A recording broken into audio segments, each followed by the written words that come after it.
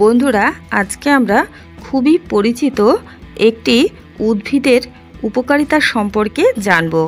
এই উদ্ভিদটি বিভিন্ন নামে পরিচিত, যেমন কানাই লতা, কানাই শাক, ঢোল পাতা, কানশিরা ইত্যাদি বিভিন্ন নামে এই গাছটিকে আমরা চিনি। বহু প্রাচীন কাল থেকেই নানা রোগ নিরাময়ে এই গাছটির প্রয়োগ হয়ে আসছে। এই গাছটি অনেক প্রকার রোগ সারাতে সক্ষম। বন্ধুরা, এই কানাই লতা যদি আমরা নিয়মিত শাক হিসেবে খেতে পারি, অথবা সেদ্ধ করে খেতে পারি, অথবা এই গাছের পাতার রস করে নিয়মিত খেতে পারি, তাহলে কিন্তু আমরা খুব উপকার পাব।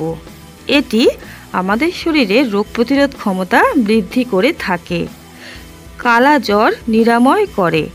কালা জ্বর বলতে যেই জ্বর রাতের বেলা হয় তাকেই বলা হয় কালা জ্বর। বন্ধুরা, এছাড়া এটি পেট ফাঁপা দূর করে এবং অতিরিক্ত কৃমি নাশ করে থাকে। চোখের দৃষ্টিশক্তির উন্নতি করে থাকে এই গাছটি। যাদের রাতকানা রোগ আছে তারা নিয়মিত যদি এই গাছের পাতার রস প্রত্যেক দিন 2 ফোঁটা করে দিনে কয়েকবার চোখে দিতে পারেন, তাহলে কিন্তু উপকার পাবেন। এছাড়া এটি বাতের ব্যথাও দূর করে থাকে।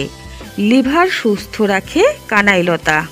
এছাড়া যাদের মূত্রাশয়ে ইনফেকশন হয়েছে তারা এই গাছের পাতা রস করে নিয়মিত খেলে উপকার পাবেন।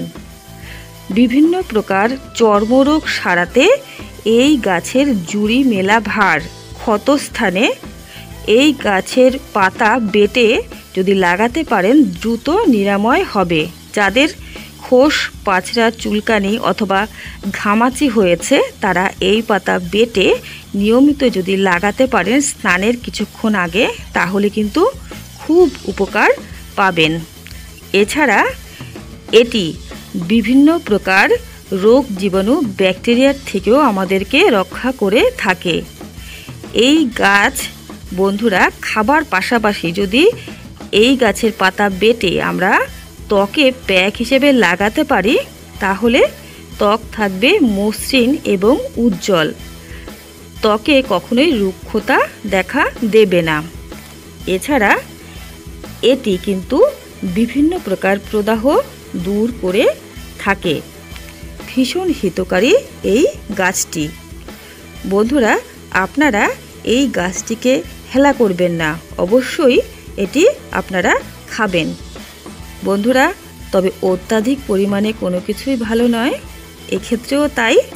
সপ্তাহে যদি 2 দিন আপনারা এই গাছটি শাক হিসেবে অথবা সেদ্ধ করে অথবা রস করে 1/2 কাপ পরিমাণ খেতে পারেন, খুব উপকার পাবেন।